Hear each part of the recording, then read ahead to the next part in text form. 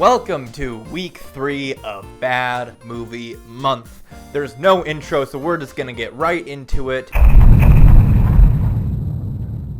Film 15 is installment 3 of Sandler Sundays, and it's Pixels. It's okay, I didn't want to be allowed to have good opinions anymore anyways, because I'm gonna be honest, I kinda like this movie. Is it a good film? No. Does it have all the same problems that The Ridiculous Six has? Yeah, but there's one big thing that separates Pixels from The Ridiculous Six, and that is nostalgia. I loved Pixels as a kid. I watched it so many times. I thought it was so funny. And seeing all these video game characters in live action was so cool. I remember seeing it in the theater with my dad and brother, and we all loved it. And so, I have a very soft spot for this movie. Is the plot bad? Yes. Are the majority of the jokes stupid? Also yes. Is there a single smart, well-written moment in this whole film? Absolutely not. But I'd say about a solid 50% of the jokes land for me in this film. And the video game VFX actually look really good. Pac-Man and Donkey Kong especially look outstanding. And the characters aren't even that annoying. They're just kind of generic. All things considered, nostalgia does so much heavy lifting for this movie. And even though it's not a very good movie, I'm feeling a pretty decent to strong 2.5 out of 5 with a pretty big heart next to it.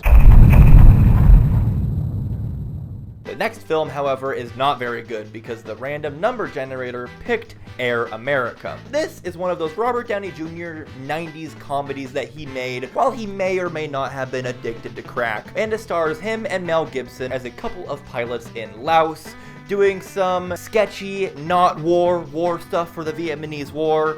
And this movie has all the ingredients to be a classic 90s comedy. It's got some action scenes, it has a couple of very strong leads that have a lot of star power and charisma. It has some bits that you could consider funny, but none of it really comes together, and the film ultimately just ends up being extraordinarily forgettable. It's not really that boring because Robert Downey Jr. and Mel Gibson are really good at what they do, but nothing about this film really sticks. It just feels like a generic 90s comedy that's trying to be Stripes, but just isn't. I don't really remember much about this movie because it is very forgettable, but it wasn't really that awful of a film. So all around, I'm feeling a pretty light 2 out of 5 on this one. Moving on, we've got our third installment of Terrible Tuesdays featuring Uwe Boll, this time with his supposedly least bad movie, Postal. Now, is Postal a good movie? No, absolutely not. It has a horrible plot.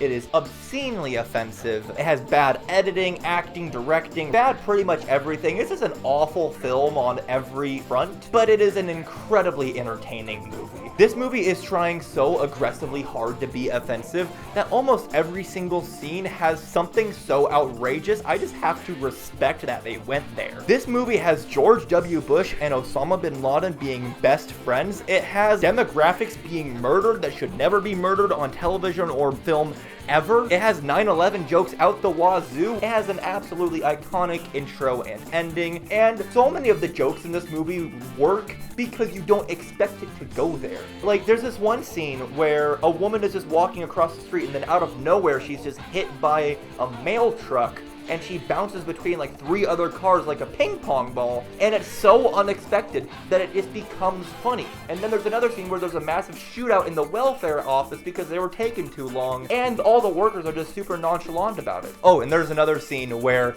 a bunch of monkeys commit unspeakable acts on a midget. This movie is extremely offensive, and if you watch this film and think it's the worst movie ever, I completely understand and respect that opinion, because watching this film was a very interesting experience. A lot of it doesn't work, but I had a really good time watching it just because of how offensive it was. But not offensive in a way like, that's my boy, offensive in a way where I can get behind, like it's dark comedy. On the rating scale, I suppose I would give it a strong 2 out of 5, but with a really big heart next to it.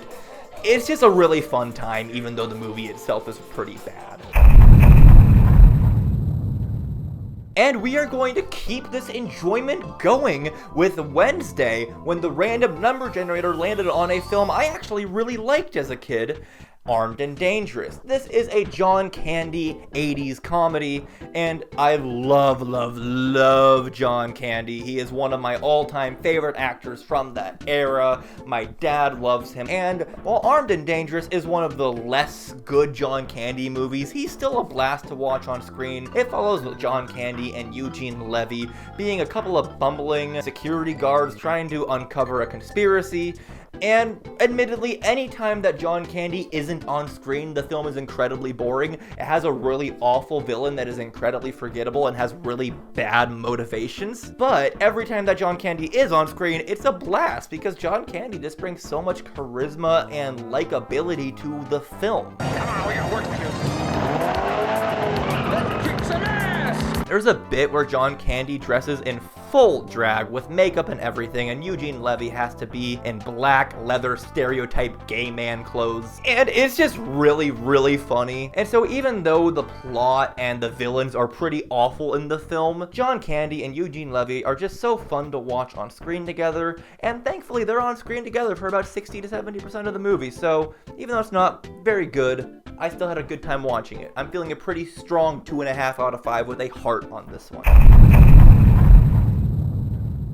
Unfortunately, the good times could not last, however, because the next random number generated film is The Toy. This is a 1980s Richard Pryor comedy, and Richard Pryor is another one of those great, amazing comedians from that era of film. And unfortunately, this might be the worst film I've ever seen him be in. Not because he's doing a bad job, he's really giving it his all, but because this is just a pretty boring and uninteresting film, although the plot is extremely problematic because it's basically just slavery with extra steps. The film follows Richard Pryor, who works part-time at this toy store doing something. I'm not sure. He's in a maid outfit at one point in the movie, but anyways, he ends up working and cleaning in this toy store. He's a big bumbling buffoon, and this rich mega mogul has a son who he sends into the toy store and tells him that he can have anything that he wants. The son sees Richard Pryor being a big bumbling buffoon and laughs at him and says that he wants Richard Pryor. I know what I want.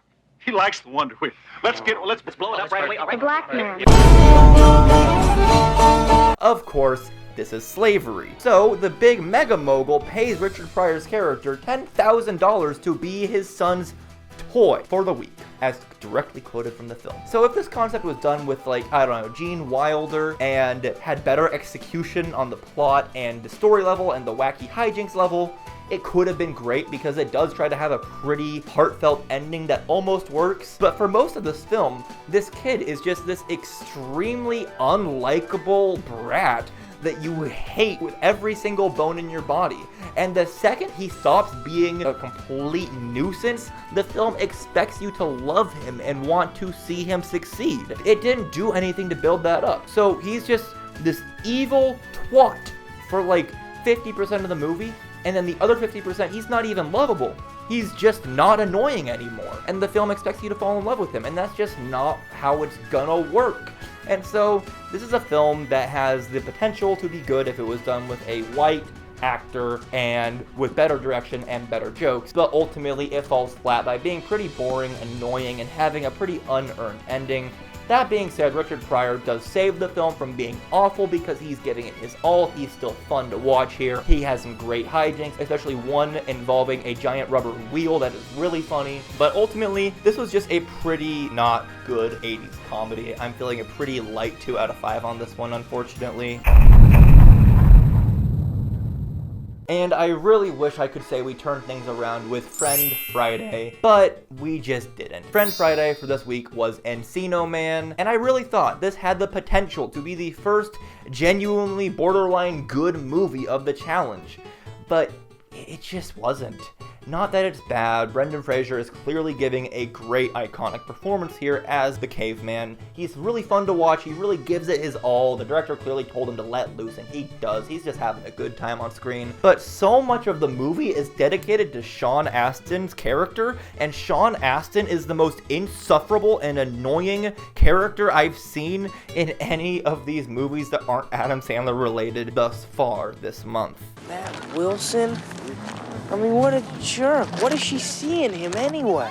he's just so unlikable to watch, and he has this forced relationship with his neighbor that just does not work at all. And Pauly Shore's in the movie, and he's also pretty annoying. He's not as annoying as Sean Astin, but he's just more generic annoying. We figure we's a little juice. What's more is that this movie is incredibly childish. Not that that's necessarily a bad thing, but when I was watching this film, I just felt like I was too old for it. That being said, if I was 9 years old in the 90s, I would have thought this would have been the coolest movie ever. But as a 20-year-old in 2026, I just didn't get very much out of it. Brendan Fraser is giving a great comedic performance here, but that's about all. The rest of the movie is just pretty boring. Overall, I'm feeling a pretty strong 2 out of 5 on this one. I really wish it could have been higher. And that brings us to our final movie of this third week, which the random number generator selected to be Lawnmower Man 2 Beyond Cyberspace, or Lawnmower Man 2 Job's War, or Lawnmower Man 2 Beyond the Cyberspace. From the title alone, I thought this was going to be a cheesy schlock fest that I was going to love and have a great time with. But unfortunately, there is exactly one lawnmower in this whole movie. I thought it was gonna be about a man who was like part lawnmower, part man going and killing people in cyberspace. I thought that was gonna be really fun. But no, it's about just a guy who's plugged into a computer who's trying to steal an artifact so that he can take over the entire internet. And third only to the two Uwe Boll films other than Postal, this is the most boring movie I've seen this whole challenge.